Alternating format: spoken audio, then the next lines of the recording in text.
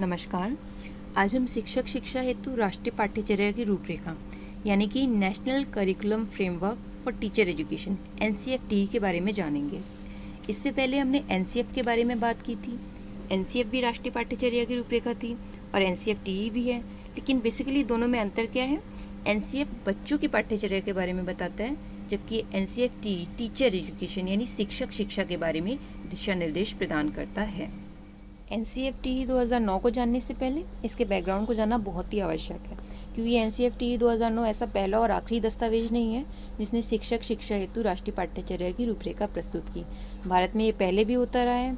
शिक्षक शिक्षा नीति को विभिन्न आयोगों और समितियों की सिफारिशों के आधार पर पहले भी निरूपित किया गया है और आगे भी किया जाएगा। ठीक, तो इस संबंध में सबसे पहला प्रयास राष्ट्रीय अध्यापक शिक्षा परिषद यानी NCTE ने 1978 में किया था और उन्होंने राष्ट्रीय रूपरेखा प्रस्तुत की, जिसे बाद में NCERT ने 1988 में संशोधित किया। तत्पश्चात 2006 में NCERT और NCTE ने मिलकर एक पाठ्यक्रम बनाया और उसके बाद 2009 में शिक्षक शिक्षा के पाठ्यक्रम के क्षेत्र में NCFTE आया, जो कि इस संबंध में अब तक का नवीनतम दस्तावेज है। इसकी रचना में NCF 2005 और RT 2009 के प्रावधानों का सबसे महत्वपूर्ण योगदान रहा है। अब बात करते हैं NCFTE 2009 की। ये किस तरह से अस्तित्व में आया है? NCTE ने पाठ्यक्रम का मूल्यांकन करने हेतु, पाठ्यक्रम मतलब शिक्षक शिक्षा के पाठ्यक्रम का मूल्यांकन करने हेतु प्रोफेसर CL आनंद की अध्यक्षता में एक विशेषज्ञ समिति का गठन किया, जिसने NCFTE का मसौदा प्रस्तुत किया। इसमें प्रोफेसर CL आनंद के अलावा कुछ अन्य सदस्य भी थे, जो हैं professor SVS Chaudhary, professor C Seshadri, professor RS Khan, professor Raja Ganesan, professor VK Sabharwal तथा LC सिंह। इस समिति ने NCTE को अपनी रिपोर्ट दी, लेकिन ये अंतिम रिपोर्ट नहीं थी। इस रिपोर्ट का मूल्यांकन करने के लिए भी एक स्मॉल कमेटी बनाई गई। उसके बाद में जो रिपोर्ट आई उस पर भी परिचर्चा हुई, जिसमें NCERT, SCERT, राज्य शिक्षा संस्थान, डाइट्स इत्यादि ने भी अपने विचार रखे और उन सब के आधार पर NCTE ने 31 दिसंबर 2009 को अपनी अंतिम रूपरेखा शिक्षक शिक्षा हेतु राष्ट्रीय पाठ्यचर्या की रूपरेखा प्रस्तुत की। उस समय NCTE के चेयरपर्सन मोहम्मद अख्तर सिद्दीकी हुआ करते थे, जिन्होंने इस राष्ट्रीय शिक्षक पाठ्यचर्या की रूपरेखा को प्रस्तुत किया। NCFTE 2009 है क्या? ये वास्तव में भारत में शिक्षक शिक्षा की गुणवत्ता को सुधारने, आदर्श, नवाचारी, मानवीय मूल्यों से युक्त तथा स्नेहशील शिक्षकों की तैयारी का एक प्रयास है। शिक्षक शिक्षा हेतु राष्ट्रीय पाठ्यचर्या के उद्देश्यों को भी समझ लेते हैं। इसमें हमारा पहला पॉइंट है, भावी शिक्षकों को शिक्षा की प्रकृति, उद्देश्य तथा दर्शनों को समझने के योग्य बनाना। इसको समझे बिना शिक्षा की प्रक्रिया का संचालन सही तरह से नहीं हो सकता है। दूसरा पॉइंट है, शिक्षकों में बाल मनोविज्ञान की समझ विकसित करना, क्योंकि जब तक शिक्षक को बाल मनोविज्ञान का ज्ञान नहीं होगा वह बालकों से सही तरीके से नहीं जुड़ पाएगा। तीसरा पॉइंट है, शिक्षकों में अपने छात्रों के भीतर ज्ञान की पुनर्संरचना हेतु रचनात्मक क्षमता के विकास के योग्य बनाना। हमारे पास हर तरह का ज्ञान उपलब्ध है, लेकिन उस ज्ञान को नई परिस्थितियों में किस तरह से इस्तेमाल करना है, किस प्रकार उस ज्ञान की पुनर्संरचना करनी है, ये अपने छात्रों के भीतर विकसित करने के लिए हमें शिक्षकों को इसके लिए प्रशिक्षित करना होगा। चौथा पॉइंट है, शिक्षकों को शिक्षा व्यवस्था तथा कक्षा शिक्षण को प्रभावित करने वाले कारकों से परिचित कराना। जब तक शिक्षक इन कारकों से परिचित नहीं होगा तब तक वह इनको नियंत्रित भी नहीं कर सकता और अपने शिक्षण को प्रभावी बनाना उसके लिए मुश्किल होगा। पांचवा पॉइंट है, शिक्षकों को विशिष्ट छात्रों की शैक्षिक आवश्यकताओं को समझने के योग्य बनाना।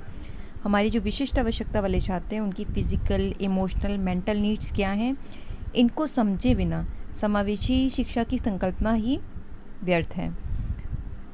पॉइंट नंबर 6 है, शिक्षकों में संप्रेषण कौशल का विकास तथा आधुनिक सूचना एवं संचार तकनीकी के प्रयोग के योग्य बनाना।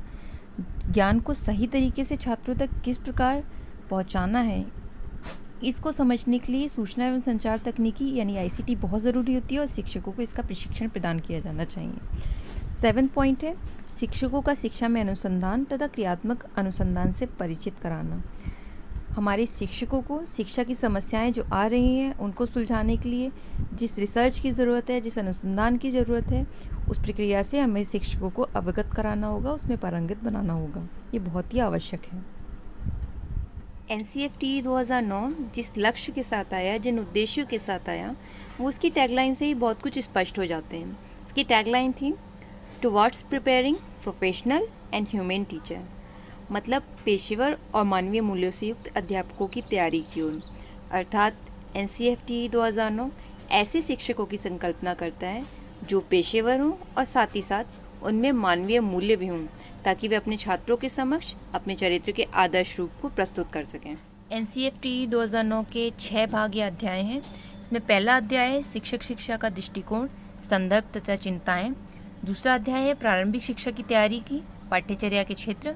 तीसरा अध्याय है पाठ्यचर्या का संचालन तथा विकासशील शिक्षक यानी डेवलपिंग टीचर का मूल्यांकन। चौथा अध्याय है सेवारत शिक्षकों की सहायता तथा पेशेवर विकास जारी रखना, मतलब जो इन सर्विस टीचर्स हैं उनकी सहायता और पेशेवर विकास की बात की गई है। पांचवा अध्याय है शिक्षक प्रशिक्षक टीचर एजुकेटर्स तैयार करना। छठा अध्याय है कार्यान्वयन युक्तियाँ, यानी हमारी इम्प्लीमेंटेशन स्ट्रैटेजीज क्या क्या होनी चाहिए वो बताया गया है। इस तरह से राष्ट्रीय पाठ्यचर्या की संपूर्ण रूपरेखा इन 6 अध्यायों में विभाजित करके NCFTE 2009 में प्रस्तुत की गई है। अब बात कर लेते हैं NCFTE 2009 द्वारा प्रस्तावित शिक्षक शिक्षा की पाठ्यचर्या के क्षेत्रों के बारे में। तो इसमें शिक्षक शिक्षा की पाठ्यचर्या को 3 क्षेत्रों में विभाजित किया गया है, area A, area B and area C। Area A हमारा बताता है पाठ्यचर्या तथा शिक्षण शास्त्र, मतलब करिकुलम एंड पेडागोजी के बारे में। एरिया बी हमारा बताता है शिक्षा के आधार, फाउंडेशंस ऑफ एजुकेशन के बारे में। और एरिया सी बताता है विद्यालय की अनिवार्य सेवा, स्कूल इंटर्नशिप के बारे में। NCFTE 2009 में शिक्षक शिक्षा की पाठ्यचर्या का पहला भाग था करिकुलम एंड पेडागोजी। इसमें भी शिक्षक को क्या प्रशिक्षण प्रदान किया जाना है उस विषय वस्तु को 3 पार्ट्स में डिवाइड किया गया है। पहला पार्ट है पाठ्यचर्या का अध्ययन, करिकुलम स्टडीज़। दूसरा पार्ट है शिक्षण विज्ञान का अध्ययन, पेडागोजिक स्टडीज़। तीसरा भाग है मूल्यांकन यानी असेसमेंट एंड इवोल्यूशन स्टडीज़। पाठ्यचर्या के अध्ययन में हम देख लेते हैं क्या हमें कराना है। इसमें हमें शिक्षक को प्रशिक्षण प्रदान करना है ज्ञान और पाठ्यचर्या का। और दूसरा है भाषा में दक्षता तथा संचार, मतलब शिक्षक हमारा भाषा में दक्ष होना चाहिए और उसका कम्युनिकेशन की स्किल बहुत अच्छा होना चाहिए। सेकेंड पार्ट है इसमें पेडागोजिक स्टडीज़। इसमें भी विशेष रूप से विज्ञान, सामाजिक विज्ञान, गणित तथा भाषा, इन विषयों का अध्ययन किस तरह से कराया जाना है ये हमें अपने शिक्षकों को प्रशिक्षण प्रदान करना होगा। तीसरा भाग है मूल्यांकन का अध्ययन, अधिगमकर्ता के मूल्यांकन की योजना तथा अभ्यास। अधिगमकर्ता मतलब हमारा छात्र जो सीखने वाला है, उसका मूल्यांकन किस तरह से किया जाना है इसकी योजना बनाना हमें अपने शिक्षकों को सिखाना है।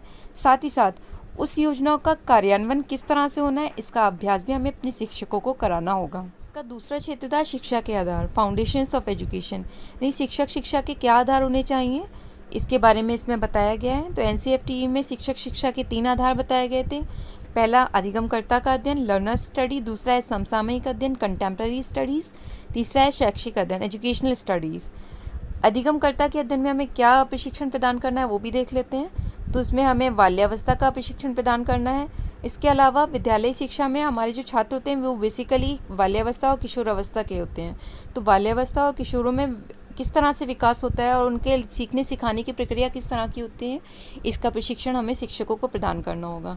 समसामयिक अध्ययन में हम समाज में शिक्षक और छात्रों की क्या भूमिका है इसके बारे में प्रशिक्षण प्रदान करेंगे। इसके अलावा लैंगिक अध्ययन, जो जेंडर डिफरेंसेस हमारी सोसाइटी में पाए जाते हैं उसका भी अध्ययन कराएंगे। और विद्यालय और समाज में आपस में क्या संबंध है, विद्यालय समाज को किस प्रकार प्रभावित करता है और समाज विद्यालय को किस तरह से प्रभावित करता है इसका भी प्रशिक्षण प्रदान किया जाना चाहिए। तीसरा क्षेत्र है इसका शैक्षणिक अध्ययन। तो इसमें हम शिक्षा के उद्देश्य, ज्ञान और मूल्यों के बारे में बताएंगे।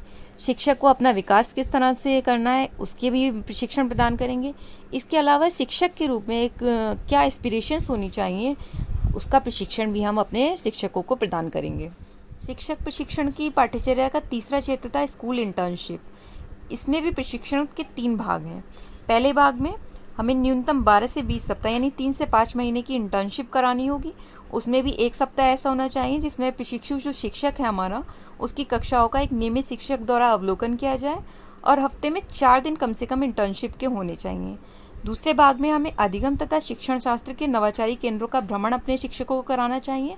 और तीसरे भाग में बताया गया है कक्षा शिक्षण संबंधी अनुसंधान परियोजनाएं शिक्षकों को दी जानी चाहिए, उनसे उन परियोजनाओं पर कार्य कराना चाहिए। इस प्रकार NCFTE 2009 में शिक्षक शिक्षा का पाठ्यचर्या का क्षेत्र अत्यंत विस्तृत है और आज के समय में बहुत ही प्रासंगिक है। अब हम बात कर लेते हैं NCFTE 2009 में शिक्षक शिक्षा की पाठ्यचर्या हेतु दिए गए मुख्य सुझावों की। एनसीईएफटी 2009 का पहला सुझाव था शिक्षक प्रशिक्षण के दौरान मूल्यों के विकास पर बल, अर्थात हमें ऐसे शिक्षक तैयार करने होंगे जो मानवीय मूल्यों से युक्त हों। इसका दूसरा सुझाव था प्रशिक्षण के दौरान सूचना एवं संप्रेषण तकनीकी, यानी इंफॉर्मेशन एंड कम्युनिकेशन टेक्नोलॉजी की सैद्धांतिक एवं प्रयोगात्मक जानकारी, अर्थात शिक्षक न केवल आईसीटी को जाने बल्कि इसका प्रयोग भी करें, इसमें हमें उन्हें सक्षम बनाना है। इसका तीसरा सुझाव था शिक्षण सामग्री को ऑडियो वीडियो रूप में परिवर्तित करने की जानकारी, अर्थात जो नीरस हमारी शिक्षण सामग्री है उसको किस प्रकार से मनोरंजक बनाकर छात्रों के सामने प्रस्तुत किया जा सकता है, इसका प्रशिक्षण हमें उनको देना होगा। इसका चौथा सुझाव था शिक्षकों में विजन दृष्टिकोण के विकास से संबंधित प्रशिक्षण। जब तक शिक्षक का अपना कोई दृष्टिकोण नहीं होगा, वो किन लक्ष्यों के साथ में शिक्षण करना चाहता है, तब तक वो अच्छा शिक्षण नहीं कर सकता। तो उनमें विजन का डेवलपमेंट करना उनके प्रशिक्षण का एक अंग होना चाहिए। इसका पांचवा सुझाव था प्रशिक्षण में भाषा, गणित तथा सामाजिक विज्ञान विषयों का समावेश। ये विषय बहुत ही महत्वपूर्ण है, अतः शिक्षक प्रशिक्षण में इनको शामिल किए जाने का सुझाव एनसीईएफटी 2009 में दिया गया। एनसीईएफटी 2009 का सुझाव है कि बच्चों के मनोवैज्ञानिक विकास के आकलन से संबंधित प्रशिक्षण सामग्री शिक्षकों को प्रदान की जानी चाहिए। इसके अलावा प्रशिक्षण अवधि में प्रश्न पत्र निर्माण, पाठ्य पुस्तक विश्लेषण, मूल्यांकन प्रक्रिया इत्यादि के संदर्भ में क्रियात्मक या प्रयोगात्मक कार्य यानी प्रैक्टिकल कार्य पर विशेष का बल दिया जाना चाहिए। इसके अलावा इंटर्नशिप से संबंधित क्रियाकलापों का प्रायोगिक अभ्यास, यानी इंटर्नशिप पर जाने से पहले इंटर्नशिप के दौरान उसे क्या क्या कार्य करना है, इस बात का प्रशिक्षण करा देना चाहिए और उसका अभ्यास कराया जाना चाहिए। इसके अलावा एनसीईएफटी 2009 का सुझाव था प्रशिक्षण सामग्री को अंतरक्रियात्मक एवं व्यवहारिक इंटरैक्टिव और प्रैक्टिकल रूप प्रदान किया जाना चाहिए। इसके अलावा एक टीचर लर्निंग सेंटर की स्थापना भी होनी चाहिए, जहाँ सेवा पूर्व यानी जिन्होंने अभी ज्वाइन नहीं किया है सर्विस को, ट्रेनिंग ले रहे हैं सिर्फ, वह सेवारत शिक्षक जो पहले से ही प्रोफेशन में है, उनको व्यवहारिक एवं प्रयोगात्मक कार्य कर व्यावसायिक विकास के अवसर मिल सकें। पूर्व बाल्यावस्था शिक्षण की तकनीकी पर प्रशिक्षण की व्यवस्था, यानी अर्ली चाइल्डहुड लेवल पे हमें किस तरह से टीचिंग करनी है, इसका प्रशिक्षण हमें शिक्षकों को प्रदान करना होगा। प्रशिक्षण के दौरान अनौपचारिक प्रौढ़ शिक्षा संबंधी तकनीकी का प्रशिक्षण भी शिक्षकों को देना चाहिए। इसके अलावा एक अन्य महत्वपूर्ण बात जो एनसीईएफटी में कही गई वो ये थी कि 10+2 के बाद जो प्रशिक्षण कोर्स है उसकी अवधि 4 या 5 वर्ष से कम नहीं होनी चाहिए। इसके अलावा अनुसूचित जाति, जनजाति तथा अल्पसंख्यक बच्चों की शिक्षा से संबंधित प्रशिक्षण भी प्रदान किया जाना चाहिए। और सबसे महत्वपूर्ण लास्ट है विकलांग बच्चों की समेकित शिक्षा हेतु प्रशिक्षण, और ये सेवारत शिक्षकों को भी देना चाहिए। मतलब सेवारत शिक्षक जो हैं हमें उनको विकलांग बच्चों के शिक्षण हेतु प्रशिक्षण सामग्री उपलब्ध कराई जानी चाहिए। इस प्रकार एनसीईएफटी 2009 द्वारा दिए गए सुझाव अत्यंत महत्वपूर्ण और प्रासंगिक थे। ये एक ऐसी शिक्षा की संकल्पना करते हैं जो इस तरह के शिक्षक उत्पन्न करती है जो न केवल पेशेवर गुणों से युक्त होते हैं बल्कि अपने छात्रों से भावनात्मक रूप से जुड़ते हुए उनकी आवश्यकताओं का ध्यान रखते हुए उनको स्वास्थ्य एवं शारीरिक शिक्षा, व्यावसायिक शिक्षा एवं इसी तरह से जीवन के प्रत्येक शिक्षा क्षेत्र की शिक्षा प्रदान करते हुए उनको भावी जीवन जीने के योग्य बनाते हैं।